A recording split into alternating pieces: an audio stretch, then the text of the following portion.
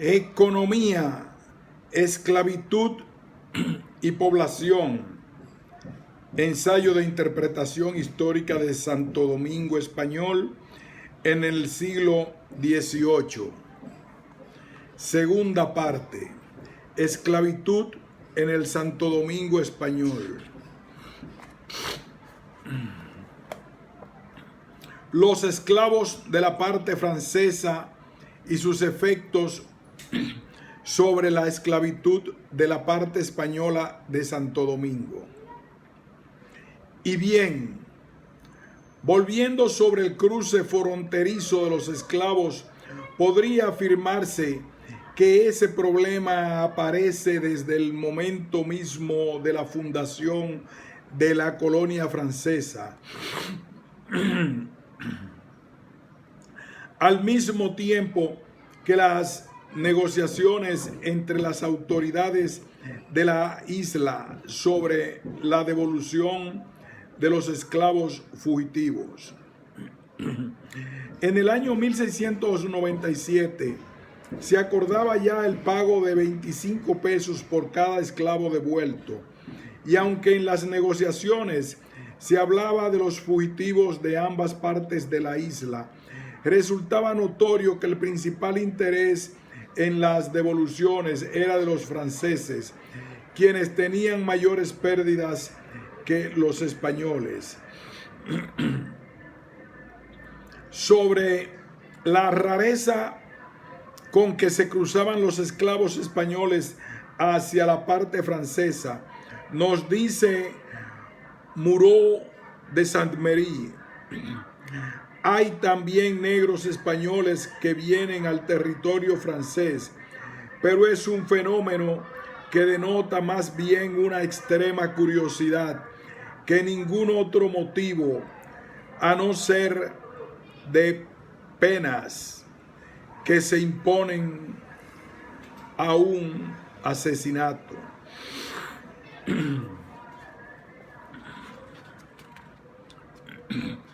Se advierte al lector que como los esclavos introducidos furtivamente no eran ni podrían ser registrados oficialmente, no se podrá contar con el número exacto de ellos. Sin embargo, se utilizará como fuente principal para referirse a ellos una serie de cartas entre los gobernantes de las dos colonias, que rinden la evidencia de esa corriente fugitiva y la superioridad numérica de ellos frente a los que pudieran llegar por las vías legales.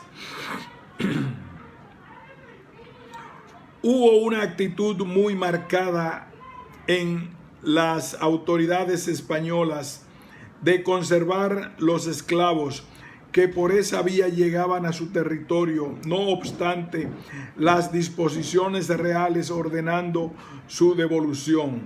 A veces las autoridades francesas llegaban a mencionar los fugitivos por sus propios nombres y hasta indicar los sitios donde se encontraban refugiados.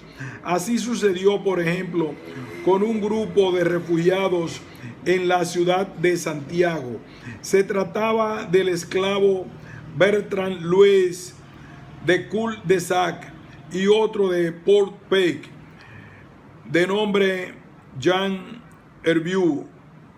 Sobre ambos, el gobernador francés decía que eran propiedad privada de los colonos, a quienes les había costado su dinero, y por lo tanto nada ni nadie podía quedárselos sin estar cometiendo un hurto.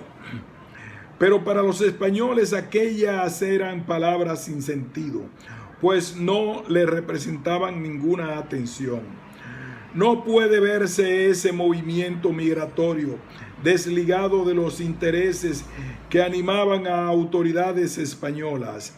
No es nada curioso que en la zona fronteriza, tradicionalmente poco habitada, empiece súbitamente un proceso de repoblación concomitante al progreso económico de la parte francesa, con quienes los colonos españoles mantenían un comercio muy estrecho, del cual no podían prescindir ninguna de las partes sin grandes pérdidas. Tanto necesitaban los franceses las reses y cueros de los españoles, como estos últimos los productos manufacturados que podían intercambiarles los primeros, solo que ese comercio era proporcionalmente más favorable a los franceses. Algunas de las autoridades como Rochelaure y Duclos reconocen que el dinero que ellos pagaban a los españoles volvía a sus manos. Esto no tenían otro lugar donde comprar sus mercancías manufacturadas, debido al abandono en que había dejado España toda la colonia de la isla de Santo Domingo. Tan constante como las fugas fueron los esfuerzos franceses por recuperar los esclavos, llegando incluso a pedir la autorización para penetrar al territorio español en su búsqueda. Las expectativas en ese sentido y los efectos por ellas provocados fueron varias. Se tiene, por ejemplo, el caso de una expedición organizada por iniciativa francesa y con la colaboración española para ir al Cabo Beata, donde se encontraba refugiada desde hacía 17 o 18 años una comunidad de esclavos que progresivamente se habían congregado en ese territorio junto con sus mujeres e hijos. Para cubrir sus necesidades alimenticias, los hombres mantenían cultivos de víveres, criaban cerdos y aves domésticas y además tenían plantas de caña de azúcar para la fabricación de aguardiente. Las mujeres se dedicaban a los quehaceres domésticos en general. Una vez preparada la expedición, las manifestaciones de las poblaciones españolas vecinas al Cabo Beata fueron tan enérgicas que finalmente los expedicionarios no pudieron partir. Estos casos aparentemente extraños de solidaridad con los esclavos fueron varios en la isla, pues Moreau de Saint-Méry se refiere a lo sucedido cerca del mismo Cabo Beata en la bahía de San José de Ocoa, a donde llegaron los agentes enviados desde la parte francesa con el objeto de reconocer a algunos esclavos refugiados en esa región. Comilla, el buque fondeó en la bahía de Ocoa, de donde los agentes se dirigieron a Santo Domingo, pero en el momento en que se conducían esos fugitivos hacia el buque, los españoles se opusieron a ello a viva fuerza y entregaron armas a los negros, sosteniendo que eran libres, y poco faltó para que los señores Letrade y Lagrange, los dos comisionados franceses, no perdiesen la vida. Cierre. No se va a creer de ninguna manera que ese movimiento fue provocado por motivaciones de apoyo a la causa de los esclavos contra sus antiguos amos. El verdadero interés residía en que los españoles debían mantenerse vigilantes de no permitir una constatación de la presencia de los fugitivos en los territorios, pues además de evidenciar y justificar el reclamo permanente de los franceses, podría dar lugar a hacer más frecuentes las visitas de los últimos con los mismos fines de búsqueda. Y claro, permitir eso sería la catástrofe, quedando afectada una de las principales fuentes de aprovisionamiento de mano de obra para los españoles.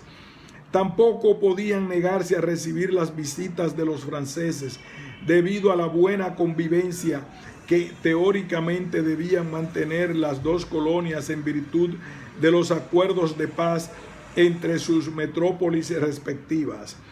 Otro caso parecido sobre la solidaridad con los esclavos es el relacionado con los llamados negros minas de origen francés, con quienes se fundó el pueblo de San Lorenzo de los Minas a principios del siglo XVII.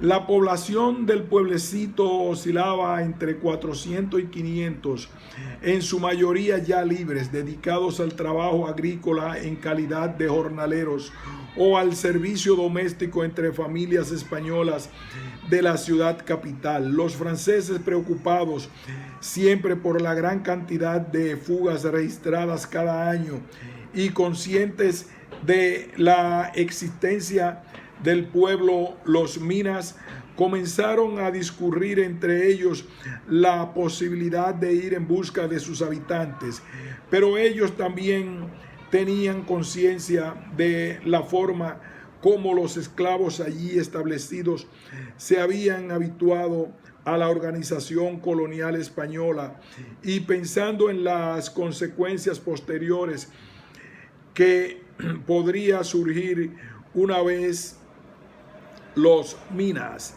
en el territorio francés, además de la influencia que podrían recibir los otros negros franceses con la llegada de los Minas, que hesitaron muchas veces en hacer la solicitud a los españoles. Tenía mucha razón el oficial que hacía la sugerencia de no traer los habitantes del pueblo de Los Minas, pues a esas culturas más que comisión indagadora sobre la situación de aquellos fugitivos,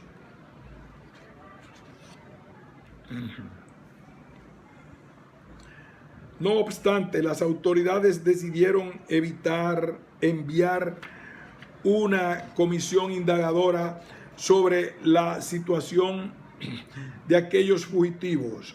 Los resultados de la investigación fueron muy parecidos a los de las anteriores.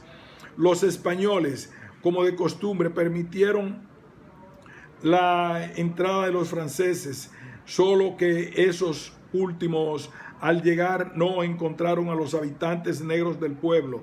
Días antes a la llegada de la comisión, los esclavos fugitivos fueron ocultados en distintas casas de españoles, operación advertida por los franceses, quienes, sin recursos para evitarlo, se resignaron a que el objetivo de la comisión fuera otro intento fallido. Varias fueron las soluciones propuestas por los franceses a fin de recuperar sus esclavos. Una de ellas fue la de pagar cierta suma de dinero por los devueltos cerca de parte española, proposición que tenía, entre otros, un punto flojo: a quienes se debía pagar por las devoluciones era a los mismos españoles, y el precio pagado por las devoluciones por el rescate era mucho menor que el del esclavo, lo que no aseguraba en nada la efectividad de la medida, tal como lo expresaban algunos colonos franceses. Por otra parte, ellos calcularon que el pago constante por los esclavos devueltos aumentaría extraordinariamente su costo original. En el año 1720, uno de ellos hacía el cálculo siguiente: ese año habían desertado unos 1000 esclavos, lo cual ascendía a una pérdida de 1000 francos por cabeza, es decir, 1 millón de francos. Por lo que se proponía la creación de una compañía de hombres que evitara las fugas, reduciendo así las pérdidas anuales. Así nació la idea de crear la compañía Marechaussee como una salida independiente y preventiva. No se la dependía de los españoles, ni se permitiría que los esclavos llegaran a tocar el territorio vecino. Pero la compañía se encontró inmediatamente con un fuerte inconveniente. La dificultad es de encontrar a la gente para formar la compañía, a pesar de haber ofrecido 10 escudos por mes a cada asquero, aparte de otros indumentos. No se encuentra a nadie que desee entrar a causa de lo modesto del sueldo y los elevados gastos que exige la comida en este país. Esto hizo que el grupo, en principio muy reducido, no pudiera trabajar con la efectividad pensada. Aparte de haber evidenciado el paso constante de los esclavos, se ha querido demostrar que fue además una fuente principal de aprovisionamiento de mano de obra, quizás la única accesible a los colonos debido al atraso económico de entonces. Así toma un gran valor la frase de Sánchez Valverde, refiriéndose a la influencia del lado francés sobre Santo Domingo español. De esta suerte nos fuimos poco a poco habilitando de esclavos y de utensilios. El subrayado es nuestro. J. Fouchard y G. Debian presentan una lista de reclamos por los franceses a la parte occidental, que como una evidencia más de la corriente de fugitivos a la parte española se muestra a continuación. Arrêté al español. Pierre Poulard Estampé Lacoste. Jean-Baptiste Congo Estampé. Nouveau Mozambique. Marqués Pays. Creole Estampé 35. Y así unos cientos de estampados. A continuación se presenta la lista elaborada por Joe Fouchard de 16 esclavos con sus nombres y propietarios, además de otros 12, los cuales no se sabían sus nombres ni propietarios, todos extraditados en 1765 desde la parte española. A propósito de esas devoluciones, dice Fouchard, los envíos ocasionales tienden a producir apaciguamiento y a cubrir por sus manifestaciones de buena voluntad la práctica constante de facilitar la deserción de los negros de la parte francesa y de tener así muy barato un complemento de mano de obra.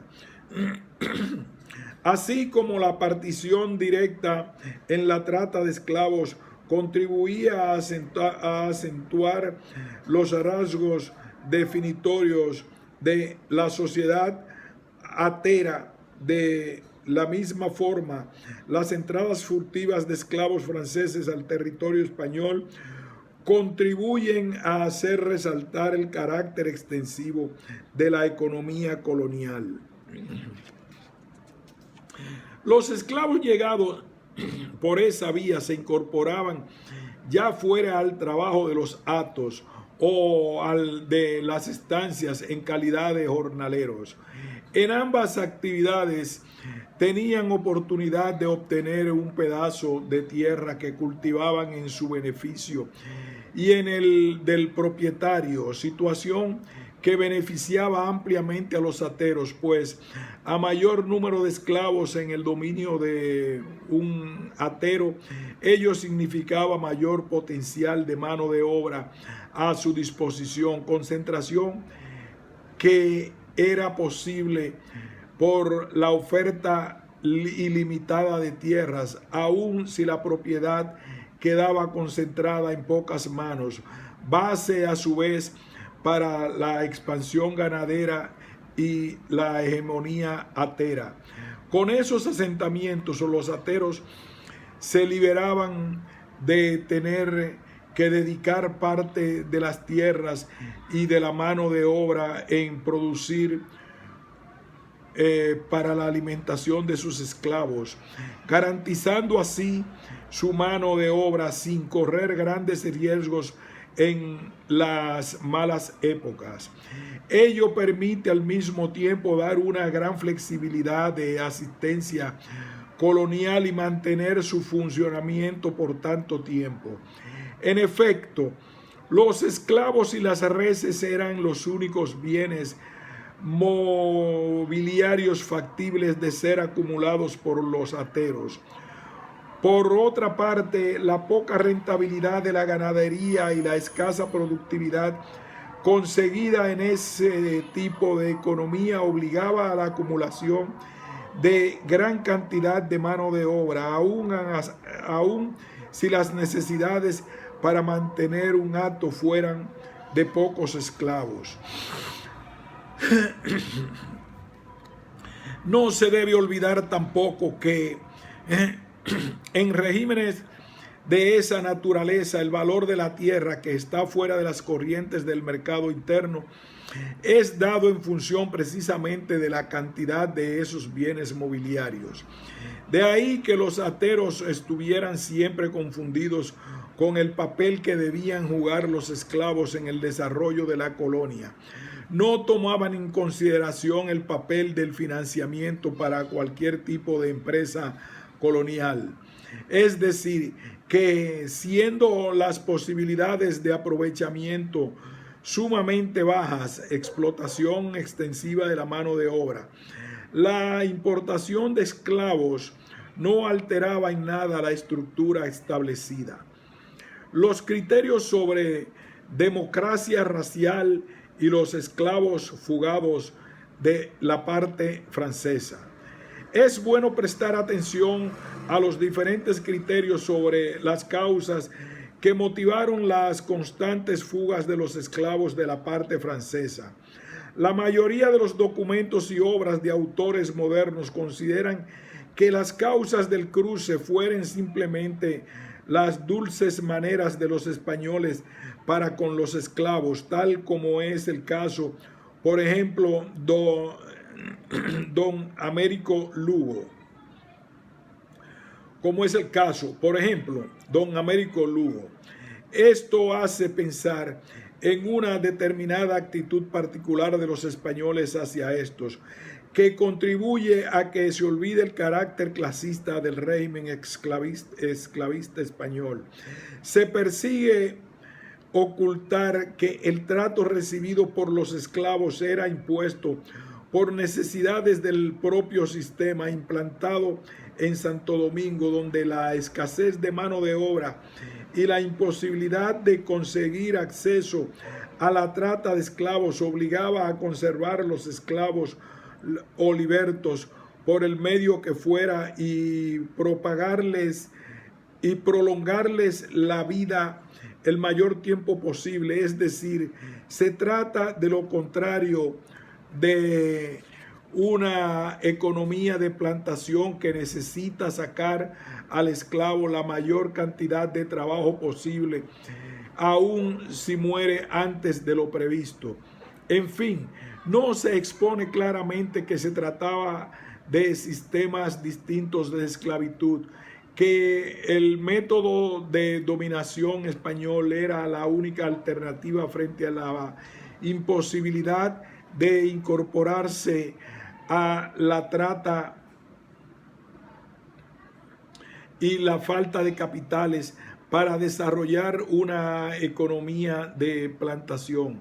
De ahí que la comparación entre el régimen francés y el español debe ser establecida sobre la base de las características propias a cada uno de los sistemas y no de acuerdo a valores morales.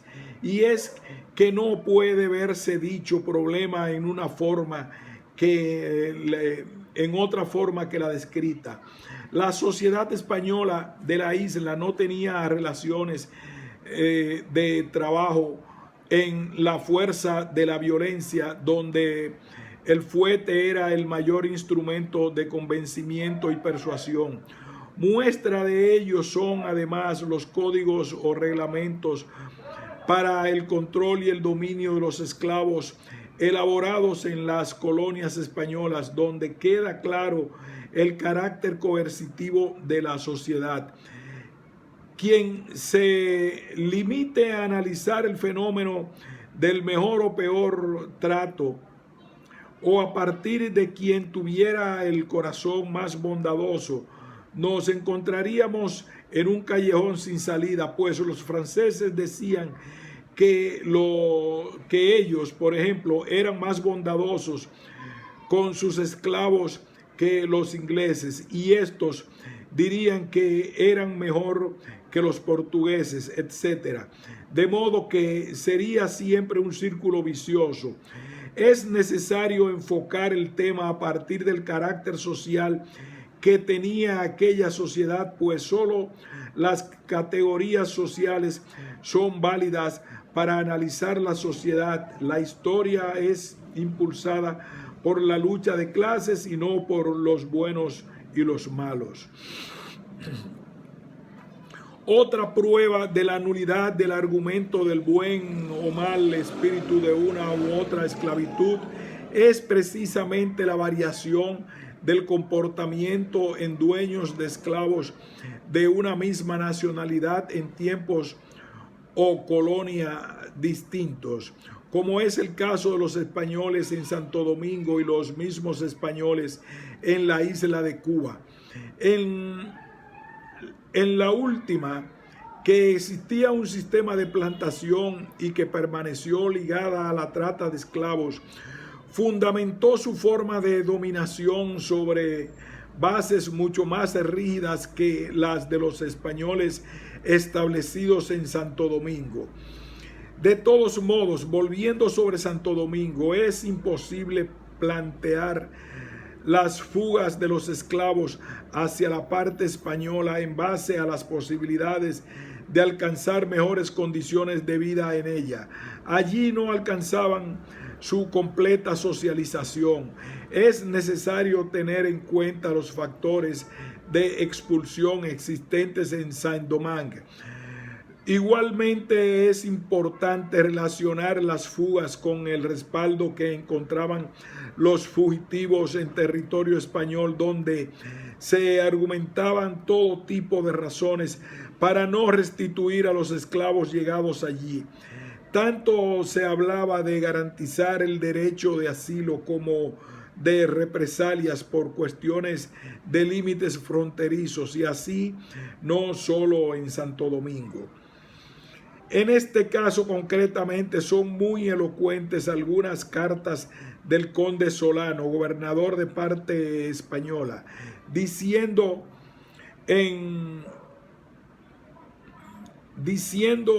que él autorizaba a retener los esclavos que fueran apresados en su territorio en represalia por las dificultades que les creaban los franceses, queriéndose apoderar de terrenos que tradicionalmente habían pertenecido a los españoles. Pero en el mismo documento los franceses tratan de explicar las verdaderas causas del apoyo a los esclavos fugitivos por los españoles, diciendo que estos no tienen en general los medios de procurarse esclavos con dinero, por lo que se aprovechan de su posición para apropiarse de los fugitivos franceses, independientemente del número de ellos que se salvan en territorio español. Es bueno advertir que de todos modos ninguno de los casos se trataba de improvisación o una actitud pragmática por parte de los colonos, pues ello fue expresado en varias cédulas reales. Se insiste sobre los criterios de democracia racial, porque aún hoy día en nuestro país personas de tanta importancia como el profesor Juan Bosch lo aplican al caso dominicano al referirse, por ejemplo, a la inamovilidad social de la colonia como base para esa democracia.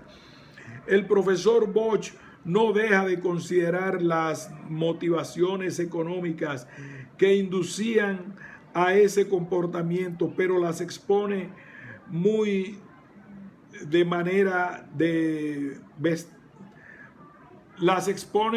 someramente y las acompaña de índices tan superficiales como la manera de vestirse o de comer de esclavos y amos. Parecida actitud es la de Larrazábal Blanco, quien se refiere al problema más o menos en los mismos términos. Dos razones principales motivaron a dejar aclarados esos criterios: evitar que se vuelva a las ideas paternalistas de los historiadores del siglo XIX y revelar las verdaderas relaciones de la sociedad esclavista.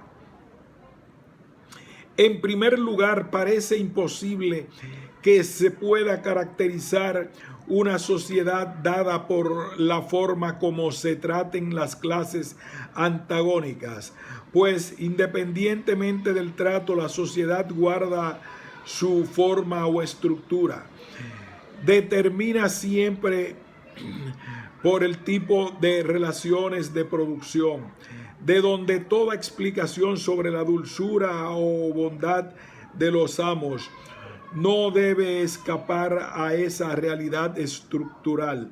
De ahí que la forma en el trato no altera en nada la verdad esencial de la esclavitud dominicana. Esto solo puede tenerse en cuenta para explicar ciertas actitudes y no para caracterizar un tipo de sociedad. Las intenciones de los españoles a propósito del buen trato quedan manifiestas de hecho en las relaciones de trabajo establecidas en la colonia, así como en el sentido de sus leyes. Don Agustín Emparán y Orbe puede ilustrar en el último sentido aún así, como él mismo dice: el Código Negro se hizo para mejorar la suerte de los esclavos.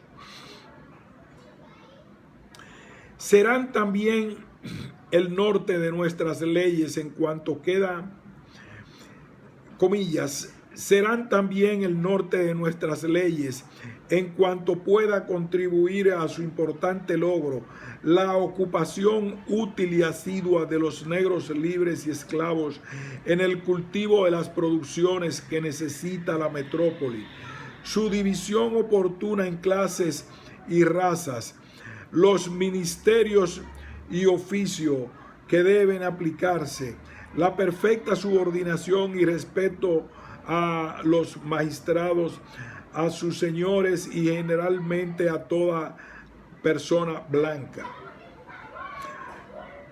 Cierro. Es necesario preguntarse entonces si las leyes respecto a los esclavos se hacía verdaderamente por beneficiarios o si se trataban de simples reajustes para hacer marchar mejor la economía dominicana, de lo que no cabe ninguna duda, sobre todo después de analizar dicho código. Aún con él, los esclavos no lograban su absoluta socialización. Un aspecto que contribuye a confundir a los historiadores respecto a las condiciones de los esclavos en las dos colonias de la isla es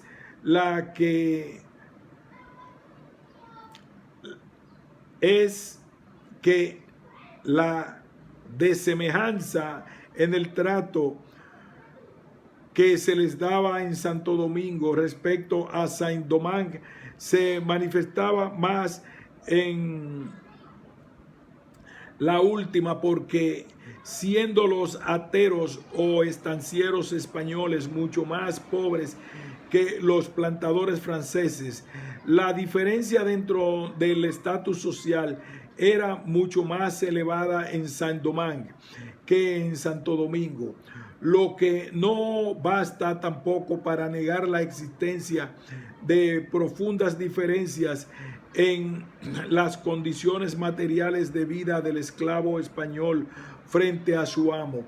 Sobre el caso brasileño, Fernando H. Cardoso muestra igualmente cómo una corta distancia entre las condiciones materiales de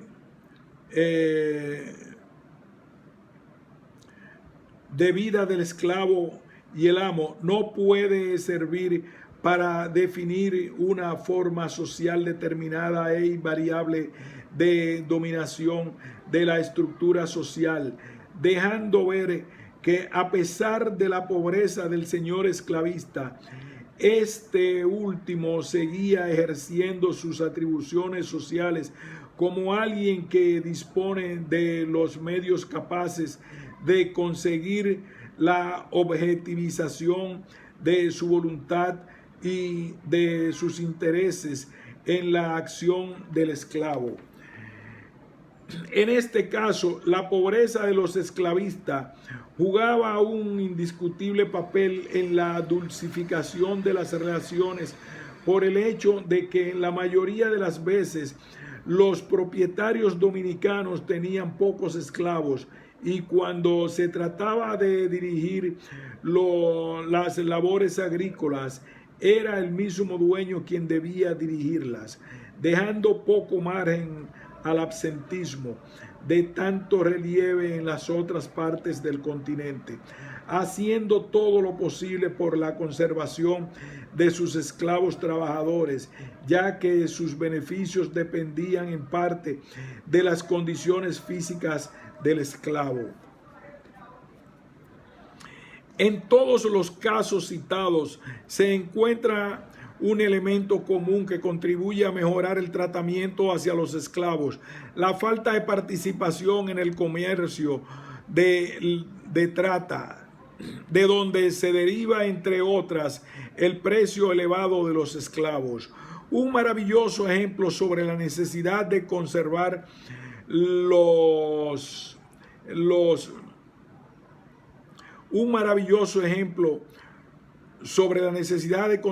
los esclavos se encuentra en la rebelión de los esclavos del ingenio Juan Bautista Oyarzábal en 1795, producto de la insurrección. Fue destruida una buena parte del ingenio, provocadas algunas muertes blancas y otros excesos, y aunque hubo severos castigos para los esclavos, las penas de muerte fueron proporcionalmente pocas. Las fugas y los negros del Maniel. Se trata de un grupo de cimarrones refugiados en las montañas de la región fronteriza de las dos colonias.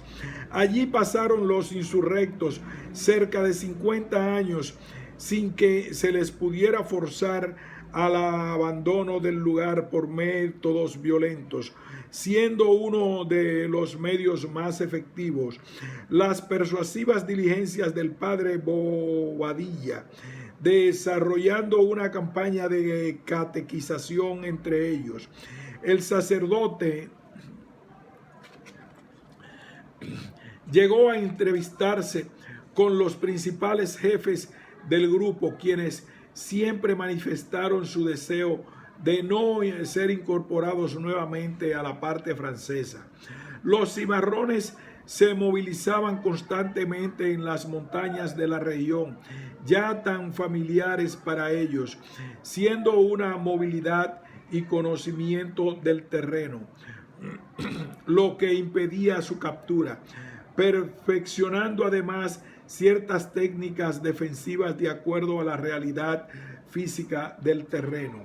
Un tema de siempre para las autoridades fueron de ambas partes de la isla. Los negros del Maniel, sobre quienes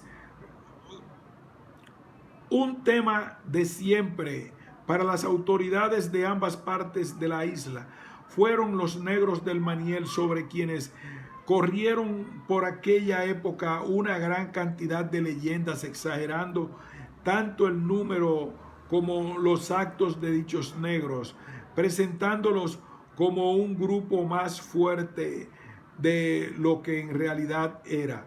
El enfrentamiento con los cimarrones comienza verdaderamente a finales del siglo XVIII, estando por medio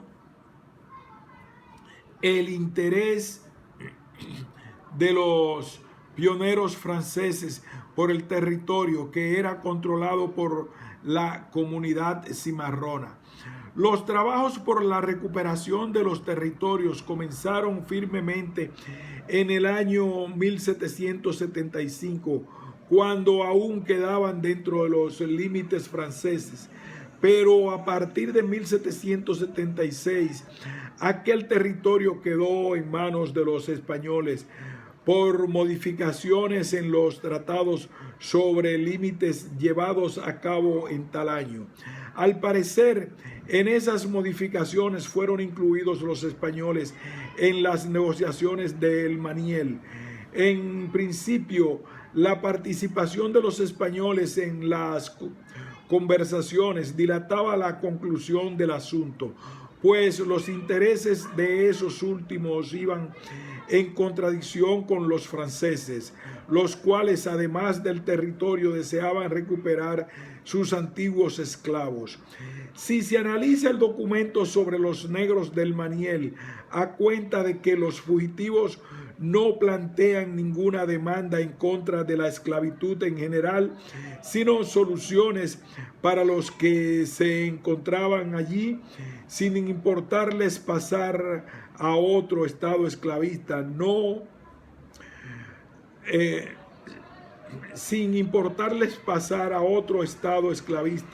que aunque de mejores condiciones sociales para ellos, seguía siendo básicamente esclavista, donde todavía el hecho de ser negro implicaba un estatus inferior dentro de la sociedad.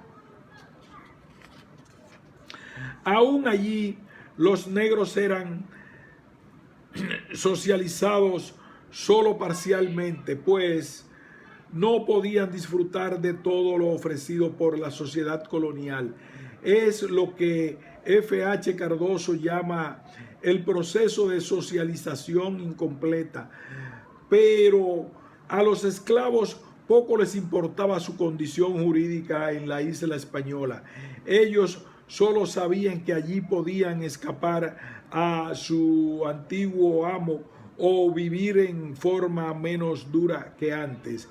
Muestra de este tipo de socialización es el capítulo 2 del Código Negro sobre educación y buenas costumbres, donde se nota claramente el interés de dominar a los negros utilizando supuestas normas educativas, de manera que se sientan siempre inferiores al hombre blanco, además de deberles un profundo respeto.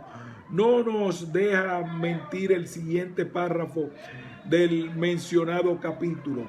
Siendo pues el objeto de un gobierno y administración asegurar sólidamente a la isla española y al Estado su tranquilidad y sosiego interior y exterior, se hace necesario desarraigar de su corazón tan benéficas de la lealtad al soberano, del amor a la nación española, del reconocimiento y gratitud a sus amos, de la subordinación a los blancos, del respeto a la veneración a sus padres, parientes y ancianos, de la sensibilidad y correspondencia hacia con sus amigos y demás virtudes sociales, a cuya práctica debe dirigirse la educación pública que se les prepara. Una vez más está claro que las intenciones de los españoles eran de continuar la dominación y esclavitud de los negros, cambiando las tradicionales medios de coerción por otros más sutiles y mejor adaptados a la realidad económica de la colonia. De nuevo, con el profesor Bosch, se puede decir que, sin embargo, de acuerdo con él, cuando relaciona la inamovilidad social de la colonia con la pobreza de esta, pues en general un proceso de crecimiento económico es acompañado de cierta movilidad social, pero precisamente esa inamovilidad social debió servirle de índice para advertir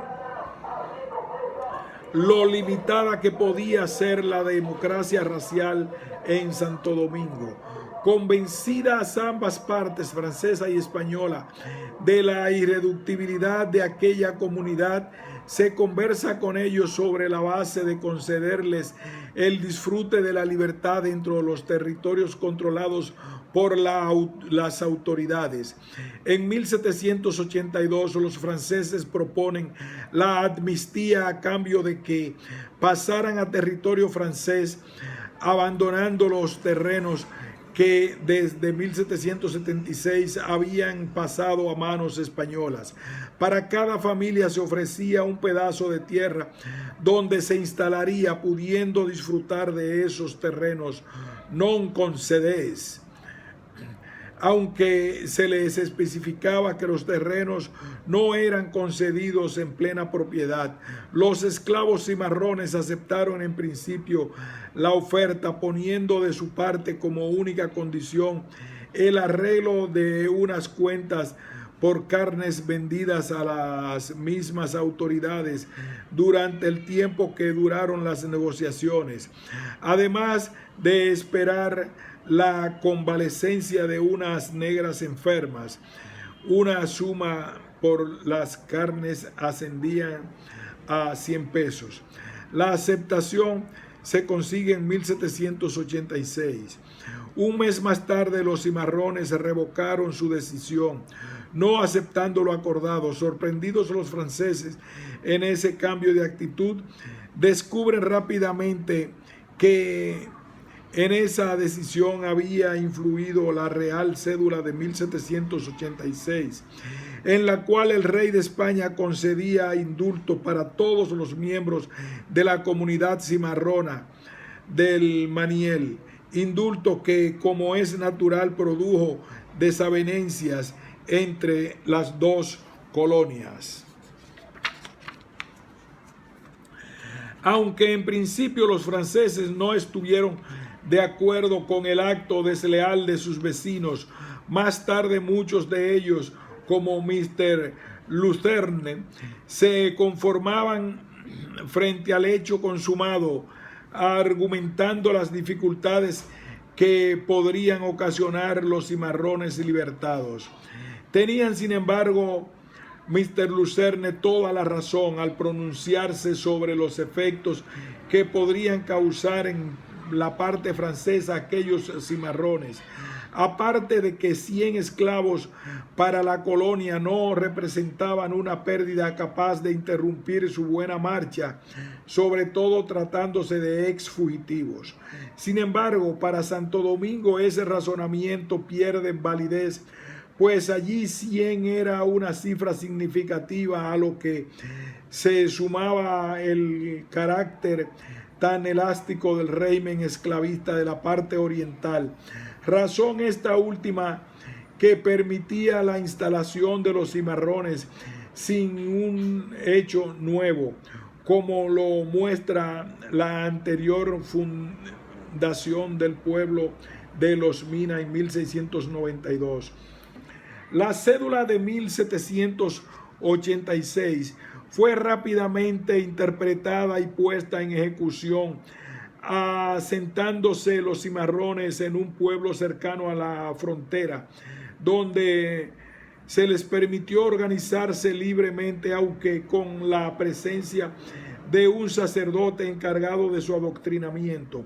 Este ejemplo del Maniel nos prueba, entre otras cosas, que si bien entre los esclavos existía un criterio sobre la libertad, ese criterio era muy particular al desear incorporarse a otros regímenes esclavistas, aún si menos duro en las relaciones de explotación.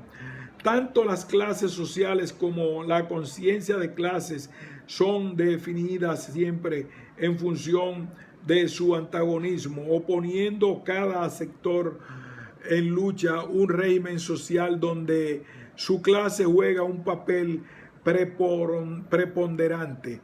No fue planteada así la lucha de los hombres del Maniel, quienes finalmente solo aspiraban a cambiar su condición individual y no todo el régimen social. Es decir, que su deseo de libertad fue muy diferente al criterio de libertad de los revolucionarios haitianos, que dieron al traste con el colonialismo y la esclavitud en la parte oriental. Y un ejemplo que resalta más aún la actitud de los primeros fue el compromiso aceptado por ellos frente a las autoridades coloniales de entregar los nuevos fugitivos que llegaran a su pueblo por el precio de 50 escudos por cabeza. Motivos de las fugas. No obstante haber sugerido ciertos motivos, falta precisar las causas por las que preferían pasar los esclavos de la parte francesa a la española.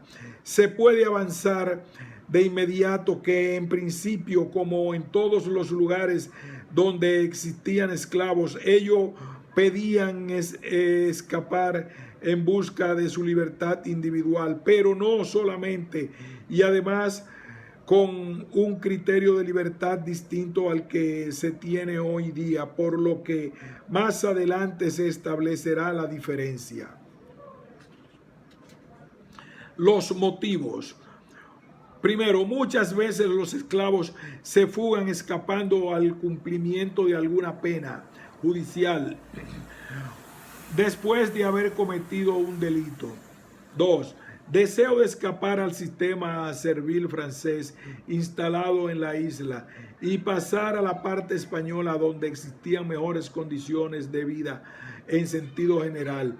Tercero, otras veces era el caso de esclavos a quienes su amo alimentaba mal o daba trato inadecuado y decidía escapar de ese amo. Cuarto, Roger Bastide señala otras motivaciones de orden psicológico que deben influenciar sin duda alguna en el esclavo en su decisión de fuga, como por el estado de ánimo motivado por el encontrarse fuera de su sociedad originaria y en condiciones sociales tan desastrosas. De ahí que se considere además por ello que la mayor parte de los fugados eran los esclavos recién llegados. Otro atractivo que contribuía a motivar las fugas hacia la parte española era la creencia de que llegados a esa parte podían adquirir su libertad si se casaban con una negra de allí. J. Fouchard, en su obra citada, polemiza con G. Debach y a propósito de las causas clásicas del cimarronaje, expuesta por el último. Fouchard sostiene que para completar esas causas es necesario tener en consideración las ideas de libertad de los cimarrones, ideas que no deben ser confundidas con la conciencia de clases en los esclavos, ya que la idea sobre libertad manifestada por ellos deja ver claramente que no tenían un entendimiento ajustado sobre su rol dentro de la sociedad esclavista, sin llegar a oponer a la explotación del blanco una forma distinta de organización social, un régimen donde ellos tuviesen la preeminencia en tanto que clase social. Ellos se opusieron a la explotación a que se les sometía en tanto que clase en sí, pero sin llegar a hacer planteamiento como clase para sí, ya que se refugiaban en la parte española donde se mantenía un régimen también esclavista. Es decir, en general las principales motivaciones eran los factores de expulsión señalados más arriba, que pueden tomarse muy bien como expresiones de la lucha de clases, pero los esclavos no se fugaban siempre por tener una conciencia de clase o por la defensa de criterios de libertad. Es por lo que señala Debauche en su citado artículo, algo que si bien no es plenamente aceptable para Saint-Domingue respecto a Santo Domingo Español, es más cierto, pues ningún levantamiento de los ocurridos en la parte española amenazó con la destrucción y transformación total de la sociedad colonial, tal como sucedió en la revolución de los patriotas haitianos, de la revolución antiesclavista y anticolonialista. Necesidad de excedente y formas de dominación. Las razones más pertinentes para establecer las diferencias en el trato a los esclavos deben estar basadas a partir de las enormes exigencias de excedente reclamado por los dos sistemas de trabajo en la isla. La cantidad de excedente que se les exigía a un esclavo en Saint-Domingue obligaba a aplicar rigurosas medidas de control en una sociedad donde existía un desequilibrio racial tan grande. Era preciso compeler a los esclavos al trabajo por la vía de la violencia, además de hacerlos sentir seres inferiores a los blancos, tal como se vio en el párrafo del proemio del Código Carolino citado más arriba. Al desequilibrio racial se agregaba otro factor de mucho peso en las relaciones amo-esclavo, y es que el último no se interesaba bajo ninguna circunstancia en el trabajo realizado. Por el contrario, los esclavos de la parte española, a quienes el proceso productivo exigía menor cantidad de excedente, podían aplicárseles medios coercitivos menos duros que a los primeros, siempre coercitivos, con el límite de flexibilidad mucho mayor que se puede notar, por ejemplo, en las disposiciones sobre las danzas y bailes. Los placeres inocentes deben entrar en parte del sistema gubernativo de una nación, quien la danza y la música hace la sensación más viva y espiritual.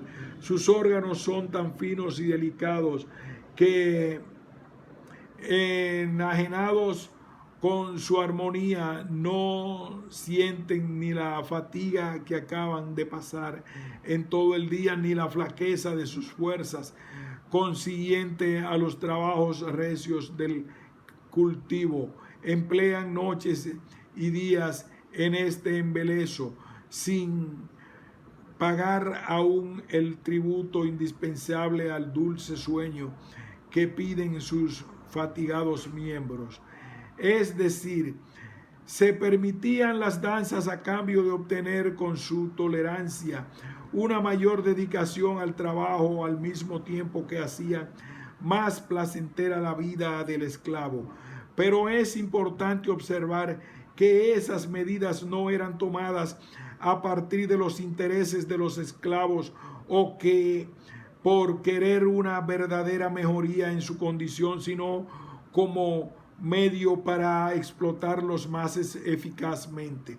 Esto se nota no solo en las medidas sobre las danzas, sino también en la dureza de los castigos y la desaparición de algunos de estos. Puede observarse también no solo en comparación con Saint-Domingue, sino con el primer código elaborado en Santo Domingo en la etapa inicial de la esclavitud.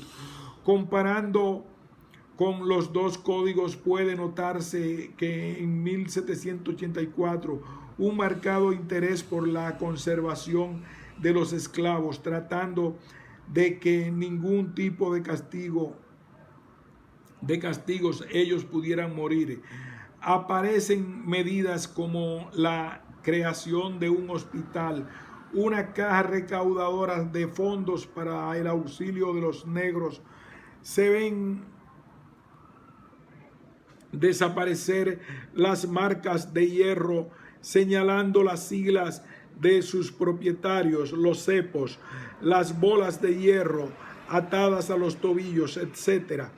Hechos como esos obligan a establecer una relación directa entre la rudeza y el trato y las posibilidades de reponerlos, relación que no solo se establece en las colonias españolas, sino también en las francesas a finales del siglo XVIII, cuando empiezan a subir los precios de los esclavos, iniciándose a partir de entonces una gran inquietud por la conservación de los esclavos y la forma de reforzar constantemente su género. Naturalmente no era el caso de los españoles en Santo Domingo, que desconectados del comercio de la trata estaban obligados de por sí a conservar los que tenían. En las Antillas francesas esa fue medida circunstancial, pues en los inicios de la esclavitud se discutía sobre si era más barato criar los negritos o comprarlos ya en edad de trabajo. Así igualmente en las Antillas españolas se despierta la misma inquietud por la mortalidad de los esclavos y un incremento de la natalidad por distinto a otros años, cuando se beneficiaba la esterilidad de las mujeres. Se prefería más los brazos de ella que la criatura, pues los gastos de llevar el negrito hasta la edad apta para trabajar costaba más caro que la compra de uno adulto. Por esto, no extrañan las medidas tomadas en favor de los matrimonios de esclavos o entre esclavos con libertos, a fin de estimular la procreación. A partir de finales de siglo, ningún propietario podía negar permiso a sus esclavos para casarse. Se tomaron medidas para rebajar las horas de trabajo a las esclavas embarazadas, las cuales debían tener atendidas por esclavas ancianas. Es decir, tanto los franceses como los españoles en un momento toman medidas para preservar el número de esclavos poseídos por los que en función de la situación económica y del estado de la trata. Igualmente en Santo Domingo se empieza a prestar atención sobre los negritos y a discutir la edad en que deben ser incorporados al trabajo, acordándose que esta edad debía ser a los 15 años para los trabajos del campo, cuando ya estuvieran en buenas condiciones físicas para las tareas.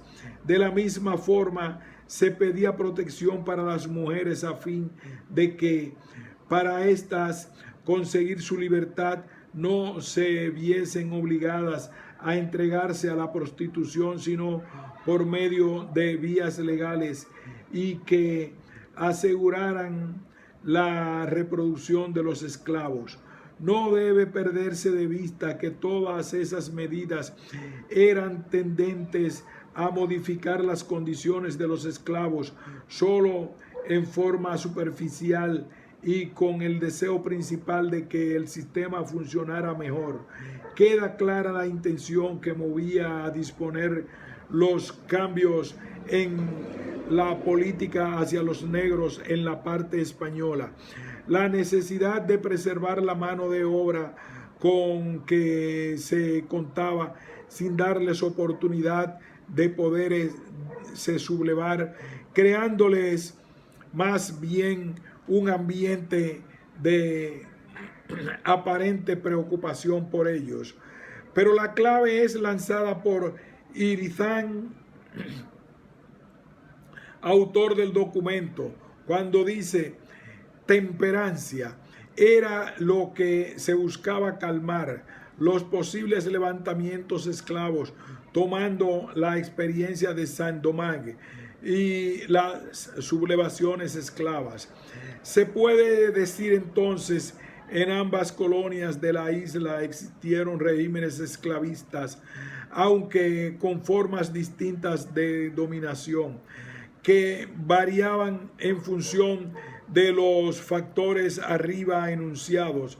En cuanto a Santo Domingo, tanto desde el punto de vista legal como de la práctica social, el esclavo seguía siendo considerado como una propiedad o valor en función del cual podía medirse la sociedad.